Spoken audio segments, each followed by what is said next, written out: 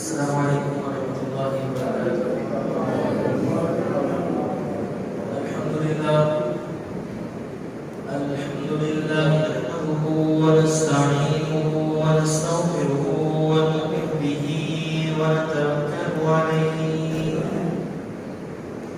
ونعوذ بالله من شرور أنفسنا ومن سيئات أعمالنا. من يهده الله فلا مضل له ومن يضلل فلا هادي له. وأشهد أن لا إله إلا الله وحده لا شريك له وأشهد أن محمدا عبده ورسوله. اللهم صل على محمد وعلى آل محمد كما صليت على إبراهيم وعلى آل إبراهيم إنك حميد مجيد. اللهم بارك على محمد وعلى آل محمد كما باركت على إبراهيم وعلى آل إبراهيم إنك حميد مجيد.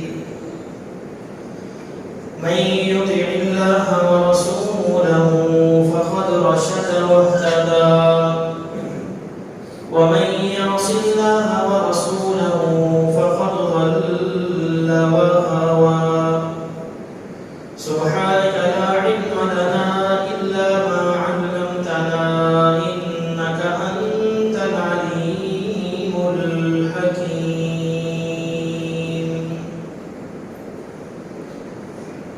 رب اشرح لي صدري ويسر لي أمري واحلل عقدة من لساني يفقهوا قولي. رب زدني علما. أما بعد فإن خير الحديث كتاب الله وخير الهدي هدي محمد صلى الله عليه وسلم وشر الأمور محدثاتها وكل محدثة بدعة وكل بدعة ضلالة وكل ضلالة في النار. أعوذ بالله السميع العليم من الشيطان الرجيم من همزه ونفخه ونفثه. بسم الله الرحمن الرحيم. قل لا أسألكم عليه أجرا إلا المودة في القربى ومن يقترف حسنة نزد له فيها حسنا إن الله غفور شكور. صدق الله العظيم وصدق رسوله النبي الكريم ونحن على ذلك من الشاهدين والشاكرين والحمد لله رب العالمين. ہر قسم کی تعریفات اللہ مالک الملک ذوالجلال والاکرام کے لیے ہے. انہیں چنا. وَإِنَّ اللَّهَ اصْطَفَىٰ كَنَانَةَ مِنْ وَلَدِ إِسْمَاعِيلَ. اور بے شک اللہ رب العزت کی عزت نے اسماعیل کی اولاد میں سے بنو کنانہ کا انتخاب کیا. وَاصْطَفَىٰ قُرَيْشًا مِنْ کنانہ. اور کنانہ میں سے اللہ رب العزت نے قریش کو منتخب فرمایا. وَاصْطَفَىٰ مِنْ قُرَيْشٍ بنی ہاشم. اور اللہ رب العزت نے قریش میں سے بنو ہاشم کا انتخاب فرمایا.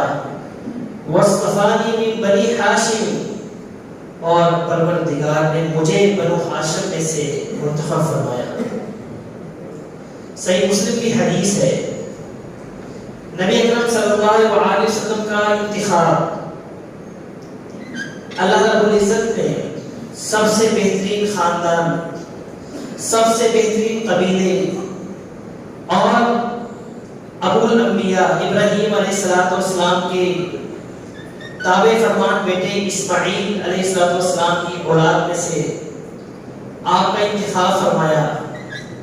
اللہ رب العزت نے اپنے پیغمبر کی ہر پہلو سے جس چیز کا بھی انتخاب کیا اس میں کمال درجے کا حسن ہے اور کمال درجے کی صفات پائی جاتی ہیں، اور آپ صلی اللہ علیہ وسلم کا جو گھرانہ ہے جسے ہم اہل بیت کہتے ہیں، اہل بیت اس روئے زمین پر سب سے مقدس ترین گھرانہ ہے، سب سے عظیم ترین گھرانہ ہے۔ یہ اہل بیت وہ ہستیاں ہیں، وہ عظیم ترین لوگ ہیں کہ جنہیں نبی اکرم صلی اللہ علیہ وسلم نے ایسے ہی مقدس باور کروایا ہے جیسے کہ قرآن مجید، سنت رسول صلی اللہ علیہ وسلم ہمارے نزدیک قابل احترام ہیں، قابل تکریم ہیں، قابل عزت ہیں۔ غدیر خون کے مقام پر جب نبی اکرم صلی اللہ علیہ وسلم حجۃ الوداع سے واپس آ رہے تھے تو اس مقام پر جب نبی اکرم صلی اللہ علیہ وسلم نے غدیر خون کے مقام پر جب خطاب کیا صحابہ کرام سے، تو اس موقع پر نبی اکرم صلی اللہ علیہ وسلم نے سب سے جو اہم بات کی وہ یہ کی کہ ترکت فیکم ثقلین، اے لوگوں میں تم میں دو بھاری چیزیں چھوڑ کر جا رہا ہوں۔ ثقل کہتے ہیں بھاری چیز کو، وزنی چیز کو، قیمتی چیز کو۔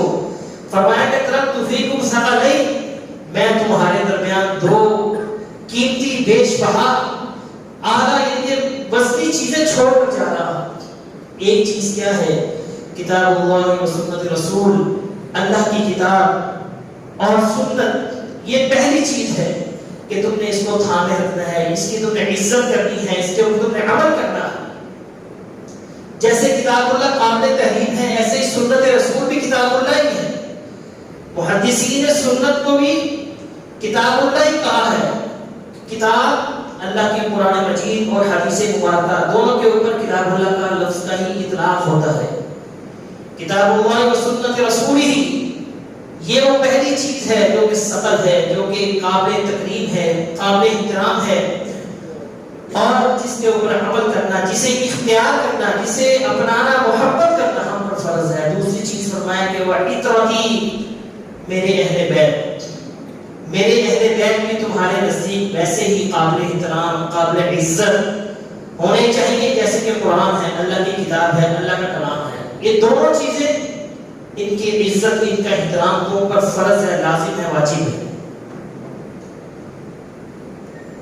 اللہ رب العزت نے بھی قرآن مجید میں اپنے نبی سے کیا کہا کہ قل لا اسألکم علیہ اجرا الا المودۃ فی القربى، اے نبی تو ان لوگوں سے کہہ دے کہ لا اسألکم علیہ اجرا، میں نے جو تمہارے سامنے تبلیغ کی، جو دعوت تمہیں دی ہے، میں اس کے اوپر تم سے کوئی اجر طلب نہیں کرتا، مگر ایک چیز میں تم سے مانگتا ہوں، جس کا تم سے سوال کرتا ہوں، الا المودۃ فی القربى، کہ اپنے اہل بیت کے بارے میں مودت کا سوال کرتا ہوں، ان کی محبت میں تم سے چاہتا ہوں کہ تم نے میرے بعد میرے اہل بیت کا تم نے خیال رکھنا ہے، ان سے محبت کرنی ہے، ان کا تم نے دیکھ بھال کرنی ہے، وہ تمہارے نزدیک قابل تکریم ہونا چاہیے، قابل احترام ہونا چاہیے۔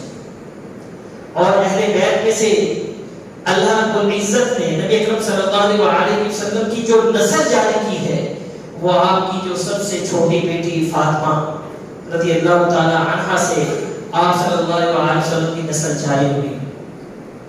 فاطمہ نبی اکرم صلی اللہ علیہ وسلم کی سب سے چھوٹی بیٹی تھی، جس کی آپ صلی اللہ علیہ وسلم نے 18 سال کی عمر میں سیدنا علی بن ابی طالب جو کہ آپ کے چچا زاد تھے، ان کے ساتھ آپ کی شادی کر دی 2 ہجری کے اندر، اور پھر اس فیملی سے، اس خاندان سے آگے نسل چلی۔ آپ کے 2 نواسے صلی اللہ علیہ وسلم کے 2 نواسے حسن اور حسین پیدا ہوئے۔ فاطمہ کے بدن سے 3 بیٹے پیدا ہوئے تھے، حسن، حسین اور محسن۔ محسن جو بچپن میں ہی فوت ہو گئے تھے، حسن جو کہ 3 ہجری میں پیدا ہوئے تھے، سیدنا حسین رضی اللہ تعالیٰ عنہ 5 شعبان 4 ہجری کے اندر ان کی ولادت ہوئی۔ اور یہ حسن اور حسین تو 2 ایسی شخصیات ہیں کہ جو تاریخ انسانی میں شہادت کا اشتہار ہے، کہ جو اہل بیت میں سے 2 نمایاں افراد ہیں کہ نبی اکرم، یہ ایسی وہ ہستیاں ہیں کہ مصائب و آلام کے اس دور میں ہمارے لیے یہ امید کا چراغ روشن کرتی ہیں۔ ان کی سیرت ہمارے لیے ایک روشن امید سیرت، ہمارے لیے امید کا چراغ روشن کرنے والی ان کی سیرت ہے، اور ان کی سیرت ایک ایسی شعاع ہے جس سے ہم روشنی پاتے ہیں۔ ان کی سیرت ہمیں وہ ایندھن فراہم کرتی ہے کہ جس سے ہم آتش دانے دل کو دہکاتے ہیں۔ یہ حسن اور حسین جنہیں نبی اکرم صلی اللہ علیہ وسلم نے اپنے پھول قرار دیا ہے۔ نبی اکرم صلی اللہ علیہ وسلم بچوں سے بڑی شفقت کیا کرتے تھے، بڑی محبت کیا کرتے تھے، انہیں بوسے دیا کرتے تھے، لیکن جو پھول ہوتا ہے انسان اس کو سونگتا بھی ہے، انسان سونگ کر اس خوشبو کو محسوس کرتا ہے۔ اور یہ حسن اور حسین تو اس زمین کے اوپر وہ ہستیاں ہیں جنہیں امام کائنات صلی اللہ علیہ وسلم سونگا کرتے تھے۔ آپ نے فرمایا کہ ہما ریحانتان من الدنیا، یہ دونوں دنیا کے اندر پھول ہیں، میرے پھول ہیں۔ آپ اندازہ کیجئے کائنات کے امام صلی اللہ علیہ وسلم جن بچوں کو سونگا کرتے تھے کہ ان سے خوشبو حاصل کیا کرتے تھے سونگ کر، کیسے وہ عظیم ہستیاں ہوں گی۔ اور ایسی وہ ہستیاں کہ جن کی تپش سے ہم قوت صبر بھی حاصل کرتے ہیں۔ حسن و حسین تو اسلام کا وہ رمز ہے کہ جس پر امت مسلمہ فخر کرتی ہے۔ نبی اکرم صلی اللہ علیہ وسلم نے فرمایا تھا حسین کے بارے میں، حسین ابنی وانا منہ، کہ حسین مجھ سے ہے اور میں اس سے ہوں۔ احب اللہ من احب حسین، اللہ رب العزت اس شخص سے محبت کرے جو حسین سے محبت کرتا ہے۔ فرمایا کہ حسین صفت من اسباطی، حسین میرے نواسوں میں سے ہے۔ عمر ریحانتان من دنیا، یہ دونوں دنیا کے اندر میرے پھول ہیں۔ من سبہ ان ينظر الى رجل من اہل الجنت فلینظر الى الحسین ابن علی، آپ نے فرمایا کہ جو شخص اس دنیا کے اندر کسی جنتی شخص کو دیکھنا چاہتا ہے تو اسے چاہیے کہ وہ حسین بن علی کو دیکھ لے، یہ جنتی ہیں۔ آپ نے فرمایا کہ الحسن والحسین سیدہ شباب اہل الجنت، جنت کے نوجوانوں کے سردار اگر کوئی ہے تو یہ حسن اور حسین ہے۔ اللہم انی احبها فاحبها، اے اللہ میں ان دونوں سے محبت کرتا ہوں، تو بھی ان سے محبت کر۔ اے اللہ جو لوگ ان سے محبت کرتے ہیں، اے اللہ تو ان سے بھی محبت کر۔ حسین رضی اللہ تعالی عنہ اور حسن رضی اللہ تعالی عنہ سے محبت کرنے والا کو اللہ کی محبت بھی حاصل ہوتی ہے، کیونکہ ہمارے پیغمبر علیہ الصلوۃ والسلام کی یہ دعا ہے۔ نبی اکرم صلی اللہ علیہ وسلم نے دعا کی اور اللہ رب العزت نے اپنے پیغمبر کی دعا، کوئی بھی دعا ہے، کبھی اس کو رد نہیں کیا۔ اگر آج ہم حسن حسین سے محبت کرتے ہیں، اہل بیت سے محبت کرتے ہیں، تو یہ ہمارے ایمان کی علامت ہے۔ تو اس محبت سے ہمیں اللہ کی محبت، اللہ کی رضا حاصل ہوتی ہے۔ تو یہ حسن و حسین صحابہ اکرام رضوان اللہ علیہ مجمعین ان سے کتنی محبت کیا کرتے تھے۔ آپ صلی اللہ علیہ وسلم کی محبت وہ تو سب کے سامنے ہے کہ ایک مرتبہ نبی اکرم صلی اللہ علیہ وسلم مسجد نبوی کے اندر اپنے منبر پر جلوہ فروز ہیں، خطاب فرما رہے ہیں کہ اسی دوران میں حسن اور حسین لال رنگ کا جوڑا پہنے ہوئے اپنے حجرے سے نکل کر مسجد نبوی کے اندر آتے ہیں، اور چھوٹے بچے ہی ہیں، گرتے ہوئے مسجد میں داخل ہوتے ہیں۔ نبی اکرم صلی اللہ علیہ وسلم منبر پر تشریف فرما ہے۔ آپ صلی اللہ علیہ وسلم نے اپنا خطبہ روک کر منبر سے نیچے اترے، آپ سے صبر نہیں ہو سکا، آپ اترے، اپنے دونوں نواسوں کو حسن حسین کو اپنی گودی میں اٹھایا اور اپنے سامنے لا کر بٹھا دیا، اور فرمایا کہ انما اموالکم و اولادکم فتنہ، بے شک تمہاری مال، تمہارے اولاد یہ ایک بہت بڑی آزمائش ہے کہ میں اپنے ان دونوں نواسوں کے معاملے میں صبر نہیں کر سکا، کہ میں نے دیکھا کہ یہ اپنے گھر سے نکل کر مسجد میں آ رہے ہیں، میری طرف لپک رہے ہیں اور گرتے ہوئے آ رہے ہیں، چھوٹے بچے گر کے آتے ہیں، تو نبی کریم صلی اللہ علیہ وسلم نے خطبہ روک دیا، ممبر سے نیچے اتر کر بھاگتے ہوئے اپنے دونوں نواسوں کو اپنی گود میں اٹھا لیا۔ ایک مرتبہ حسن رضی اللہ تعالیٰ عنہ بھی چھوٹے بچے تھے، مسجد میں آئے تو اسی وقت اسی انداز سے نبی کریم صلی اللہ علیہ وسلم خطبہ دے رہے تھے کہ آپ نے اس کو آگے بڑھ کر اٹھا لیا، اپنی گود میں اٹھا لیا اور فرمایا کہ میرا یہ جو بچہ ہے، میرا یہ جو بیٹا ہے، یہ دو مسلمانوں کی، مومنوں کی دو عظیم جماعتوں کے درمیان صلح کروائے گا، بین الطائفتین عظیمتین من المؤمنین، مومنوں کے دو بڑے گروہوں کے درمیان صلح کرائے گا، یہ میرا بیٹا سردار ہوگا۔ حسن کے بارے میں نبی کریم صلی اللہ علیہ وسلم کی تشہیر ہوئی تھی۔ صحابہ کرام نے جب نبی کریم صلی اللہ علیہ وسلم کی زبان نبوت سے یہ بات سنی تو ان کو بڑی خوشی ہوئی، ان کو بڑا سکون پہنچا۔ سکون پہنچنے کی وجہ کیا تھی؟ وہ یہ تھی کہ یہ بیٹا بڑا ہوگا، بڑا ہو کر صلح کرانے کے قابل ہو جائے گا، کیونکہ اس سے قبل نبی کریم صلی اللہ علیہ وسلم کے جتنے بھی بچے پیدا ہوئے، سارے کے سارے جو بیٹے پیدا ہوئے، سب کے سب دنیا میں فوت ہو گئے۔ نبی کریم صلی اللہ علیہ وسلم نے اپنے ہاتھوں سے اپنے بیٹوں کو دفن کیا۔ جب صحابہ کرام نے سنا حسن کے بارے میں کہ یہ بڑا بھی ہوگا، سردار بنے گا اور دو جماعتوں کے درمیان صلح کروائے گا، یعنی بڑی عمر پائے گا، تو انہیں بڑا سکون ملا، بڑی خوشی، بڑی راحت محسوس ہوئی۔ تو نبی اکرم صلی اللہ علیہ وسلم ان سے بڑی محبت کرتے تھے۔ تو ان کی سیرت کے مختلف پہلو ہیں۔ ہم تو سیدنا حسین رضی اللہ تعالیٰ عنہ کو صرف واقعہ کربلا کے حوالے سے ہی یاد کرتے ہیں اور کرواتے ہیں۔ صرف محرم کے مہینے کے اندر ان کی صرف شہادت کا ذکر ہوتا ہے، ان کی زندگی کے جو اتنے روشن پہلو ہیں، کیسے وہ تواضع اور عجز و انکسار کے پیکر تھے، کیسے وہ عبادت گزار تھے، کیسے انہوں نے شجاعت اور بہادری کے مان کے سر انجام دیے۔ ہر دور کے اندر صحابہ کرام کے ساتھ وہ شانہ بشانہ لڑا کرتے تھے، اور صحابہ کرام ان سے کتنی محبت کیا کرتے تھے، کتنی محبت کرتے تھے کہ ابو ہریرہ رضی اللہ تعالیٰ عنہ فرماتے ہیں کہ میں نے جب بھی حسین بن علی کو دیکھا تو میری آنکھیں آنسوؤں سے بھر گئیں۔ ابو ہریرہ حسین رضی اللہ تعالیٰ عنہ کے قدموں کے گرد جھاڑو دیا کرتے تھے، کیونکہ انہیں حسن اور حسین میں نبی اکرم صلی اللہ علیہ وسلم کی شبیہ نظر آتی تھی، آپ کا چہرہ نظر آتا تھا۔ تو ان دونوں کو صحابہ کرام سے بڑی محبتیں ملتی تھی۔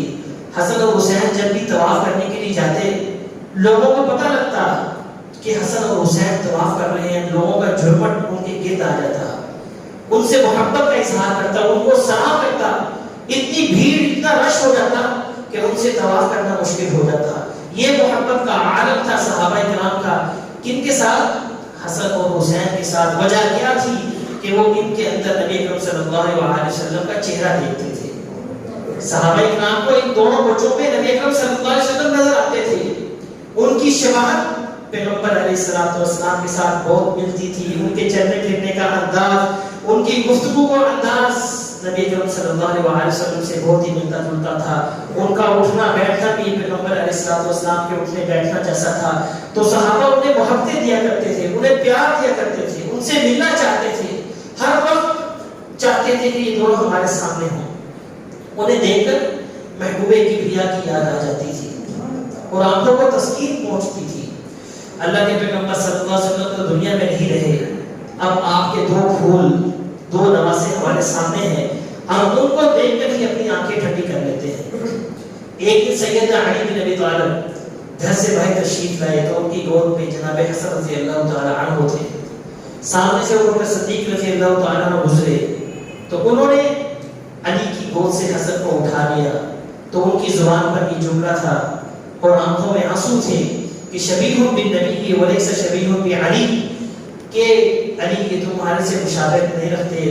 ان کی تو ساری کی ساری شبیہ نبی اکرم صلی اللہ علیہ وسلم سے ملتی ہے۔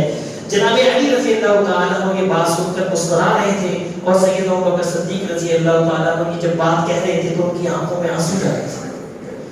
یہ محبت کا عالم تھا صحابہ کرام کا ان دو نواسوں رسول صلی اللہ علیہ وسلم سے، کہ جن کے چہرے میں وہ نبی اکرم صلی اللہ علیہ وسلم کا چہرہ دیکھتے تھے۔ صحابہ کرام تو ایسے تھے کہ بلال کو دیکھ لیں کہ جب نبی اکرم صلی اللہ علیہ وسلم فوت ہو گئے تو انہوں نے مدینہ ہی چھوڑ دیا، کہ جب مدینے کی خالی گلیاں دیکھتا ہوں، آپ کا چہرہ نظر نہیں آتا، تو مجھ سے یہ چیز برداشت نہیں ہوتی۔ یہ سوچ کر تو وہ مدینہ چھوڑ کر چلے گئے تھے۔ صحابہ کو ہر وقت نبی کے چہرے کو اپنے سامنے دیکھا کرتے تھے، جب غم پریشانی ہوتی تو نبی اکرم صلی اللہ علیہ وسلم کے سامنے آ جاتے، آپ کا چہرہ دیکھتے دنیا کے سارے غم کو بھلا دیتے تھے۔ تو یہ حسن اور حسین جن کی محبت ہمارے ایمان کا حصہ ہے، یہ دونوں ہی ایسے عبادت گزار تھے کہ حسین رضی اللہ تعالی عنہ نے زندگی بھر اتنی عبادت کی، تہجد گزار تھے، حتیٰ کہ جس رات ماں کا تھا، ماں کے والے رات بھی میدان کربلا سے پہلے اس مقام پر بھی انہوں نے رات کو تہجد کی نماز ادا کی۔ جب ماں کا بقا ہونے لگا تھا تو اس وقت سیدنا حسین نے ان سے ایک مطالبہ کیا تھا کہ ابھی میں لڑائی مت کریں، لڑائی کو کل تک مؤخر کر دیں، اور اس کی وجہ انہوں نے یہ بیان کی کہ تاکہ آج رات میں اپنے رب کی نماز پڑھ سکوں، اس سے دعا استغفار کر سکوں، آج کی رات میں اپنے رب کے سامنے بیٹھ کر مناجات کر سکوں، اس سے کچھ مانگ سکوں، اس سے میں راز و نیاز کی باتیں کر سکوں۔ صرف اس بنا پر وہ چاہتے تھے کہ لڑائی ایک دن مؤخر ہو جائے، اور رات کو اٹھ کر بڑا لمبا لمبا قیام کیا کرتے تھے، تہجد کا بڑا اہتمام کیا کرتے تھے، کیونکہ رات کا قیام تو ایک مومن کا شیوا ہوتا ہے۔ جیسا کہ نبی اکرم صلی اللہ علیہ وسلم کی حدیث ہے، آپ نے فرمایا کہ مومن کا جو شرف ہے اس کا رات کا قیام ہے، اور جو اس کی عزت ہے اس کا لوگوں سے بے نیاز ہونا ہے۔ ایک عالم شخص لوگوں سے بے نیاز ہوتا ہے، اور اسی چیز کے اندر اس کا شرف اور اس کا کمال ہوتا ہے۔ اور سیدنا حسن رضی اللہ تعالیٰ عنہ جب بھی وضو کرتے تھے، وضو کر کے جب فارغ ہوتے تو ان کے چہرے کا رنگ متغیر ہو جاتا تھا۔ پوچھنے والوں نے پوچھا تو کہنے لگے کہ جسے عرش والے کی خدمت پہ حاضر ہونا ہو تو اس کا رنگ تو متغیر ہو جانا چاہیے۔ میں نے وضو کیا ہے اس نیت سے کہ میں پروردگار کے سامنے کھڑا ہوں گا، ظاہر بات ہے اس کی جلالت، اس کی ہیبت مجھ پر طاری ہے، تو اس سے آپ اندازہ کیجئے کہ اللہ رب العزت کا مقام اور مرتبہ، خوف کتنا تھا ان کے دل کے اندر۔ کیا آج ہماری یہ کیفیت ہوتی ہے؟ وضو کرنے کے بعد، مسجد کے حال کے اندر آنے کے بعد، کیا ہمارے دلوں کے اندر یہ خوف، یہ ہیبت، اللہ کا یہ دبدبہ ہمارے دلوں پر طاری ہوتا ہے؟ ہونا چاہیے، افسوس ہے کہ نہیں ہوتا۔ اگر نہیں ہوتا تو ہمیں یہ کیفیت پیدا کرنے کی کوشش کرنی چاہیے، اپنے اندر ایمان کی حلاوت، ایمان کی شریفی کو پیدا کرنے کی کوشش کرنی چاہیے۔ وہ کیسے پیدا ہوگی؟ جب ہمارا مقصد مسجدوں میں آ کر صرف اللہ کی رضا ہو، کہ میں نے اللہ سے ہم کلام ہونا ہے، اللہ سے باتیں کرنی ہے، میں نے نیکیاں حاصل کرنی ہے۔ اگر تو نماز پڑھنے کے بعد آپ کا دل ہلکا ہو جاتا ہے، آپ کا وجود ہلکا ہو جاتا ہے، تو سمجھ لیں آپ کی عبادت نے آپ کے اندر تبدیلی پیدا کی ہے۔ بہت سے لوگ مسجد میں آتے ہیں، آگے نماز پڑھتے ہیں، نیکیاں اپنے نامہ اعمال میں درج کروا کر واپس چلے جاتے ہیں، اور بہت سے لوگ ایسے بھی ہوتے ہیں جو مسجدوں میں آتے ہیں، وقت بھی نکال کر مسجد میں آ کر نماز پڑھتے ہیں، لیکن نماز پڑھ کر جو بھی عبادت کرتے ہیں، ذکر اذکار کرتے ہیں، اپنی ساری کی ساری کی ہوئی نیکیاں وہیں پر تقسیم کر کے چلے جاتے ہیں، اپنا نامہ اعمال خالی لے کر اپنے گھر میں واپس لوٹ جاتے ہیں۔ کس سے؟ کہ جیسے وہ مسجدوں میں آتے ہیں، اس کے بعد وہ بیٹھ کر آپس میں دوسرے کی چغلیاں، غیبتیں کرنا شروع کر دیتے ہیں، مسجدوں کے حوالے سے فتنہ فساد کی باتیں کر کے اپنے ساری کی ساری نیکیاں غارت کر کے واپس چلے جاتے ہیں۔ کیا فائدہ؟ مسجدوں میں آئے آ کر محبت کے ساتھ اللہ کے سامنے کھڑے ہوں، اور فضول قسم کی جو لغویات قسم کی جو باتیں ہیں ان سے احتراز کریں۔ یہ ہمیں سبق ملتا ہے سیدنا حسن و حسین رضی اللہ تعالیٰ عنہ کے طرز عمل سے، کہ حسین رضی اللہ تعالیٰ عنہ، بات بہت لمبی ہے، بڑے واقعات ہیں ان کی شجاعت کے، ان کی بہادری کے، ان کی عبادت کے، اور ان کی تواضع و انکساری کے، اور جو ان کی سخاوت تھی، جو تو سخا کے وہ کتنے بڑے ماہر تھے، مالی تھے۔ یہی سیدنا حسین رضی اللہ تعالیٰ عنہ کو جب کربلا کے میدان میں مظلومانہ شہید کر دیا جاتا ہے، نہایت ہی اختصار کے ساتھ آپ سب بیان کرتا ہوں، وقت بہت کم ہے، کہ سیدنا حسین رضی اللہ تعالیٰ عنہ، بات یہاں سے شروع ہوتی ہے کہ جب سیدنا علی بن ابی طالب رضی اللہ تعالیٰ عنہ کو کوفہ کے اندر جب شہید کر دیا گیا، تو اس کے بعد آپ کے بیٹے حسن بن علی بن ابی طالب نے خلافت سنبھالی، تو حسن نے جب خلافت سنبھالی تو انہوں نے 6 ماہ کا عرصہ خلافت قائم کی، اور اس کے بعد وہ امیر معاویہ رضی اللہ تعالیٰ عنہ کے حق میں دستبردار ہو گئے، کیونکہ یہ دونوں بھائی ایسے تھے حسن اور حسین، ان کو حکومتیں کرنے کا شوق نہیں تھا، یہ کوئی حکومتوں کے بھوکے نہیں تھے، خلافت نہیں چاہتے تھے۔ یہ آپ اندازہ کیجیے کہ حسن اپنی خلافت اپنی حکومت چھوڑ کر دستبردار ہو کر معاویہ کے حق میں کوفہ چھوڑ کر مدینے میں آ گئے تھے، اور پھر ان کا ایک ہی مقصد تھا، خدمت کرنا، دین کی تبلیغ کرنا اور اللہ رب العزت کی عبادت کرنا۔ امیر معاویہ رضی اللہ تعالیٰ عنہ ایسے خلیفہ تھے کہ جو عمر بن خطاب رضی اللہ تعالیٰ عنہ کے دور خلافت میں گورنر مقرر ہوئے تھے، اور وہ 20 سال تک گورنر رہے۔ سیدنا علی رضی اللہ تعالیٰ عنہ کے دور میں بھی وہ گورنر تھے، اور جب حسن رضی اللہ تعالیٰ عنہ ان کے حق میں دستبردار ہو گئے، وہ خلیفہ بن گئے، تو آپ اندازہ کیجئے کہ انہوں نے 20 سال خلافت کی۔ ایسے وہ عقلی انسان تھے کہ 40 سال انہوں نے حکومت کی، 20 سال گورنر رہے، 20 سال وہ خلیفہ رہے۔ آخر ان کے اندر کوئی صلاحیتیں تھی، کچھ تھا کہ جس کی بنیاد پر انہوں نے اتنی لمبی حکومت قائم کی، اور حسن نے دنیا کی خاطر اپنی سرداری چھوڑ دی تو اللہ رب العزت نے ان کو جنت کا سردار بنا دیا۔ اور حسین رضی اللہ تعالیٰ عنہ جب شہید ہو گئے، فوت ہو گئے، جب ان کی عمر ابھی صرف 42 سال ہی تھی، 51 ہجری کے اندر وہ فوت ہوئے تھے، تو حسین رضی اللہ تعالیٰ عنہ نے ابھی تک امیر معاویہ رضی اللہ تعالیٰ عنہ کی بیعت نہیں کی تھی، کیونکہ امیر معاویہ رضی اللہ تعالیٰ عنہ کی بیعت کی تھی وہ جب 60 ہجری میں فوت ہو گئے تھے، تو ان کی وصیت کے مطابق ان کا بیٹا یزید پھر بادشاہ بن گیا، تو یزید کی بیعت ابھی تک حسین رضی اللہ تعالیٰ عنہ نے نہیں کی تھی، اور اس کی بھی وجوہات تھی کہ جب کوفہ والوں نے حسین رضی اللہ تعالیٰ عنہ کو مدینے میں خطوط لکھے، محبت بڑے خط لکھے کہ کوفہ کے حالات ایسے ایسے ہیں، لوگ آپ کو چاہتے ہیں، آپ آئیں، ہم آپ کے ہاتھ پہ بیعت کرنا چاہتے ہیں، کچھ کوفہ کے ایسے حالات ہیں جس کے جائزے کے لیے آپ کو یہاں پر آنا ہوگا۔ انہوں نے بڑے خط لکھے، اتنے خطوطوں کے خطوط کے انبار بنا دیے، لہذا حسین رضی اللہ تعالیٰ عنہ مجبور ہو گئے۔ انہوں نے سب سے پہلے اپنے چچا زاد بھائی مسلم بن عقیل کو روانہ کیا کہ تم جاؤ، جا کر حالات کا جائزہ لو، اگر حالات سازگار ہوئے تو تم مجھے اطلاع کر دینا۔ اب مسلم بن عقیل جب وہاں پر گئے تو انہوں نے جب دیکھا کہ حالات تو ٹھیک ہیں، لوگ بھی بڑی محبت بڑے باتیں کر رہے ہیں، اور سیدنا حسین رضی اللہ تعالیٰ عنہ سے ملاقات کی خواہش کر رہے ہیں، تو انہوں نے خط لکھ دیا کہ آپ آ جائیں۔ اب حسین رضی اللہ تعالیٰ عنہ مدینے سے روانہ ہوئے، مکہ پہنچے تو جب صحابہ کرام کو علم ہوا کہ سیدنا حسین رضی اللہ تعالیٰ عنہ کوفہ کی طرف روانہ ہونے والے ہیں، تو جلیل القدر صحابہ کرام رضوان اللہ علیہم اجمعین نے سیدنا حسین کو بہت سمجھایا کہ آپ مت جائیں۔ عبداللہ بن عباس جو کہ ان کے عزیز بھی تھے، رشتہ دار کرتے تھے، انہوں نے سب سے پہلے روکا کہ حسین مت جاؤ، کوفہ والوں پر کوئی بھروسہ نہیں، کوئی اعتبار نہیں، آپ وہاں پر مت جائیں، ہم آپ کو کھونا نہیں چاہتے، ہم نہیں چاہتے کہ آپ وہاں پر جائیں اور وہ ظالم لوگ آپ پر ظلم کریں۔ سیدنا حسین رضی اللہ تعالیٰ عنہ بھی مخلص تھے، آپ کی نیت بھی بالکل صاف تھی، کیونکہ جو کوئی بلائے اور یہ جانے کا وعدہ بھی کر چکے تھے، تو حسین رضی اللہ تعالیٰ عنہ یہ وعدہ توڑنے بھی نہیں چاہتے تھے۔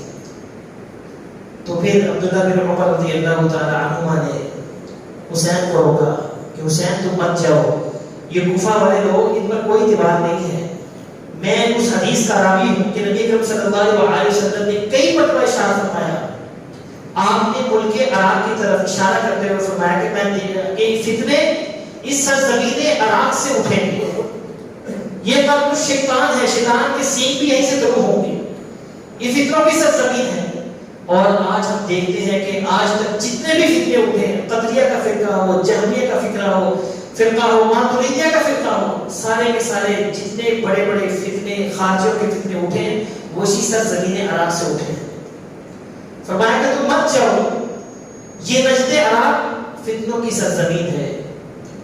عرب کے اندر 12 نجد ہے، اور جس نجد کے بارے میں نبی کریم صلی اللہ علیہ وسلم نے فرمایا کہ فتنے یہاں سے اٹھیں گے وہ نجد عراق ہے، کیونکہ آپ نے مدینے کے اندر مشرق کی طرف اشارہ کرتے ہوئے کہا تھا کہ یہاں سے فتنے اٹھیں گے، اور مدینے سے عراق مشرق کی جانب بڑا سمجھایا.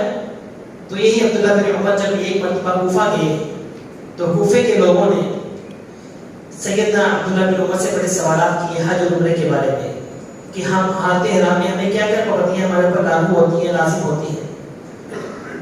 تو سیدنا عبداللہ بن عمر نے ان کو مسائل بتائے. پھر انہوں نے یہ پوچھا کہ اگر اب حالت احرام میں کوئی مچھر ہمارے اوپر آ جائے کہ ہم اس مچھر کو مار سکتے ہیں؟ تو عبداللہ بن عمر نے کہا کہ افسوس ہے تمہارے اوپر، تم قتل کرنے پر آؤ تو تم خاندان نبوت کو قتل کر دو، اور سوال کرنے پر آئے تو مچھر کے بارے میں سوال کر رہے ہو. تو اس عبداللہ بن عمر نے سیدنا حسین رضی اللہ تعالیٰ کو بہت سمجھایا، لیکن سیدنا حسین رضی اللہ تعالیٰ اپنے موقع پر ڈٹے رہے. اور پھر ابو سعید خدری رضی اللہ تعالیٰ جیسے عظیم صحابی جو کہ اس وقت بوڑھے ہو چکے تھے، دو زانو ہو کر سیدنا حسین کے سامنے بیٹھ کر کہا کہ حسین مت جاؤ، میں نے تمہارے باپ سے سنا ہے علی رضی اللہ تعالیٰ عنہ سے کہ انہوں نے کہا تھا کہ میں اہل کوفہ کے رویے سے متنفر ہو چکا ہوں. یہ کوفہ والے وہ لوگ ہیں جنہوں نے تمہارے والد کے اوپر بڑا ظلم کیا تھا، یہاں تک کہ سیدنا علی رضی اللہ تعالیٰ عنہ ایسے بیزار ہو چکے، زندگی سے تنگ آ چکے تھے کوفہ کے اندر. اور یہ وہ سرزمین ہے سیدنا عثمان غنی رضی اللہ تعالیٰ عنہ کی شہادت کا بیان بنا تو اسی سرزمین سے بنا. سیدنا علی کو شہید کیا گیا تو اسی سرزمین کے اوپر شہید کیا گیا. تو آپ مت جائیں. لیکن سیدنا حسین رضی اللہ تعالیٰ عنہ آخر چل پڑے. راستے میں ان کے چچا صاحب عبداللہ بن جعفر رضی اللہ تعالیٰ عنہ جو ان کے بہنوئی بھی لگتے ہیں وہ انہیں ملے، انہوں نے بھی روکا. محمد بن حنفیہ جو کہ حسین رضی اللہ تعالیٰ عنہ کے چھوٹے بھائی ہیں، سیدنا علی کے بیٹے ہیں دوسری بیوی سے، کہا کہ محمد بن حنفیہ نے کہا کہ بھائی جان مت جائیں، وہ لوگ اچھے نہیں ہیں، ان کا کوئی جواب نہیں ہے، ان کی صبح کچھ ہوتی ہے ان کی شام کچھ ہوتی ہے. اگر کسی ایک بندے نے بھی ان کو تمہارے خلاف کوئی ایک بات کر دی تو وہ اپنے موقف سے پھر جائیں گے، آپ مت جائیں. برادر قافلہ روانہ ہو گیا اور مقصد کیا تھا؟ فقط اہل کوفہ سے رابطہ قائم کرنے کے لیے. سیدنا علی رضی اللہ تعالیٰ عنہ لڑائی کی غرض سے بالکل نہیں گئے تھے، کیونکہ جنگ کے اندر خواتین کو بچوں کو ساتھ لے جانا تو ویسے ہی منع ہے. اگر لڑائی کا ارادہ ہوتا تو ساتھ یا اپنی بیوی بچوں کو خاندان والوں کو ساتھ لے کر جاتے؟ کبھی نہیں جاتے. وہ تو نہتے گئے تھے، ان کے تو پاس اسلحہ بالکل بھی نہیں تھا، کسی ایک کے پاس بھی تلوار نہیں تھی. وہ صرف ملاقات کی غرض سے یہ 60-70 لوگوں پر مشتمل قافلہ ملا کر روانہ ہو گیا، چل پڑا. راستے میں ان کو اطلاع ملی کہ کوفی سارے کے سارے پھر گئے ہیں اور تمہارے چچا زاد بھائی مسلم بن عقیل کو بھی انہوں نے شہید کر دیا ہے. اب سیدنا حسین رضی اللہ تعالیٰ عنہ نے بھی بات سنی، وہاں پر قافلہ رک گیا. سوچنے لگ پڑے کہ حالات وہاں پر اچھے نہیں ہیں، وہ تو لوگ اپنی بات سے منحرف ہو گئے ہیں، جو باتیں مجھے مکہ میں لوگوں نے ان کے بارے میں کہی تھی وہ سچ ثابت ہو گئی ہیں. واپس جانے کا ارادہ کیا. مسلم بن عقیل کے بھائیوں نے کہا کہ اب ہم واپس نہیں جائیں گے، اب جا کر ہم اپنے بھائی کا بدلہ لیں گے. حسین رضی اللہ تعالیٰ نے کہا کہ اگر آپ یہی چاہتے ہیں تو ٹھیک ہے، میں تمہیں چھوڑ کر کبھی اکیلا واپس نہیں جاؤں گا، تو میں بھی تمہارے ساتھ. آگے چلے گئے. اب وہاں سے اب آپ دیکھیں، اگر آپ نقشہ اٹھا کر دیکھیں کہ القرعہ مقام پر تھے، وہاں سے حسین رضی اللہ تعالیٰ عنہ قافلہ کربلا کی جانب روانہ ہو گیا، اور جو کوفہ تھا وہ دوسری جانب تھا.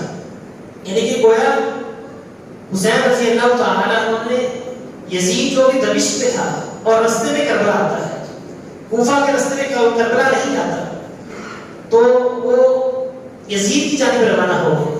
تو کربلا کے جب مقام پر پہنچے تو گورنر جو تھا کوفہ کا ابن زیاد، یہ تھا وہ ظالم شخص جو سب سے بڑا مجرم تھا، جو حسین رضی اللہ تعالیٰ عنہ قتل کے اندر بالواسطہ ملوث تھا.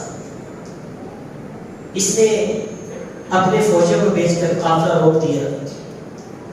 کربلا کے مقام پر قافلے کو روک دیا، آگے نہیں جانے دے رہے تھے.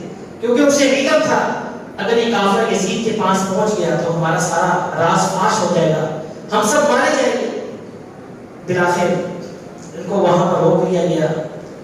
ایک بزرگ جلیل القدر تابعی عمر بن سعد، جو کہ سعد بن ابی وقاص رضی اللہ تعالیٰ کے بیٹے تھے، وہ حسین رضی اللہ تعالیٰ سے بات کرنے کے لیے خود ہی آگے آئے، بڑے احترام سے آ کر بات کی، کہا کہ حالات آپ کے سامنے ہیں، ان سے کوئی ان کوفیوں میں کوئی ایک شخص بھی ایسا نہیں جو کہ آپ کا خیر خواہ ہو، سب کے سب آپ کے دشمن ہیں۔ کتنے دن ہو گئے آپ کو یہاں پر آئے ہوئے، کوئی ایک بندہ بھی، کوئی ایک کوفی بھی، کوئی ایک فوجی بھی آپ کے پاس آپ کو نہ ملنے کے لیے آیا ہے، نہ انہوں نے آپ کی کوئی مدد کی ہے۔ کوفیوں کا مزاج آپ نے جان لیا ہے، یہ آپ کے خیر خواہ نہیں بلکہ آپ کے دشمن ہیں۔ سیدنا حسین رضی اللہ تعالیٰ نے فرمایا کہ مجھے بات سمجھ میں آ گئی ہے، اور ان سے کہا، عمر بن سعد سے کہا کہ تم جاؤ ابن زیاد کے پاس اور ان سے جا کر کہنا کہ مجھے 3 کاموں میں سے یہ کام کی اجازت دے دو، یا تو تم مجھے واپس جانے دو مکہ جہاں سے میں آیا ہوں، واپس چلے جاؤں۔ اگر مجھے واپس وہ نہیں جانے دیتا، کہیں وہ سوچے کہ میں واپس جا کر اس کے خلاف کوئی بحث قائم کروں گا، وہاں پر جا کے لوگوں کو میں متنفر کروں گا اس کے بارے میں، اگر وہ مجھے واپسی کی اجازت نہیں دیتا تو مجھے ملک شام میں جانے دے جہاں پر جہاد ہو رہا ہے، میں جا کے اس معرکے میں جا کے لڑائی کروں گا۔ اگر وہ مجھے اس کی بھی اجازت نہ دے تو پھر تیسرے آپشن یہ ہے کہ مجھے یزید کے پاس جانے دے تاکہ میں اس کے پاس جا کر خود اس سے بات چیت کروں۔ تو جب یہ تینوں آپشن لے کر عمر بن سعد ابن زیاد کے پاس گئے تو انہوں نے اس کی بات ماننے سے انکار کر دیا اور کہا کہ تو پیچھے ہٹ جائے ہمارے معاملے سے، اس کو غصے سے ہٹا دیا، اور ابن زیاد نے اپنے فوجیوں کی حملہ کربلا میں آ کر سیدنا حسین رضی اللہ تعالیٰ عنہ کو ظالمانہ انداز میں شہید کر دیا۔ تو ہم لعنت بھیجتے ہیں جو بھی یزید حسین، جو کہ حسین رضی اللہ تعالیٰ کے قتل میں جو بھی ملوث ہے وہ لعنتی ہے، ہم قاتلین حسین کے اوپر لعنت بھیجتے ہیں، لیکن کسی ایک شخص کو معین کر کے لعنت بھیجنا، یہ جس کا کوئی ثبوت بھی نہیں ملتا قتل کے اندر ملوث ہونے کا، تو یہ چیز ظلم ہے، یہ زیادتی ہے۔ تو اللہ رب العزت ہمیں سیدنا حسین رضی اللہ تعالیٰ کی جو سیرت ہے اسے سبق حاصل کرنے کی توفیق عطا فرمائے۔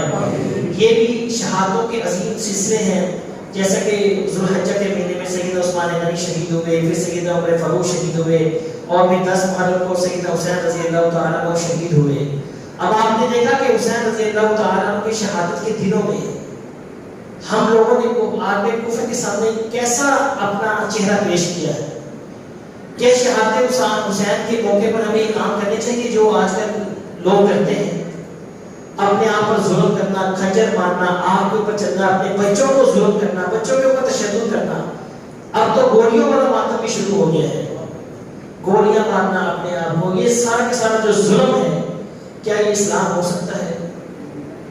کیا ہم محرم کے مہینے میں سیدنا حسین کی شہادت کو جس انداز سے ہم مناتے ہیں، یہ کام کبھی بھی اسلامی کام نہیں ہو سکتے۔ سیدنا عثمان غنی کی بھی تو شہادت گزری ہے، عمر فاروق کی بھی شہادت گزری ہے، کتنے اولو العزم پیغمبروں کی شہادتیں بھی ہوئی ہیں، صحابہ کرام کی شہادتیں بھی ہوئی ہیں۔ کبھی کسی کی شہادت کے موقع پر ایسے ڈرامے کبھی کسی نے نہیں کی جیسے کہ شہادت عثمان کے موقع پر کیے جاتے ہیں۔ تو اللہ رب العزت ہمیں ہدایت عطا فرمائے، ایسے فتنہ پرور لوگوں سے اللہ رب العزت ہمارے معصوم مسلمانوں کو بھی محفوظ رکھے۔ اقول قولی ھذا استغفر اللہ لی ولکم۔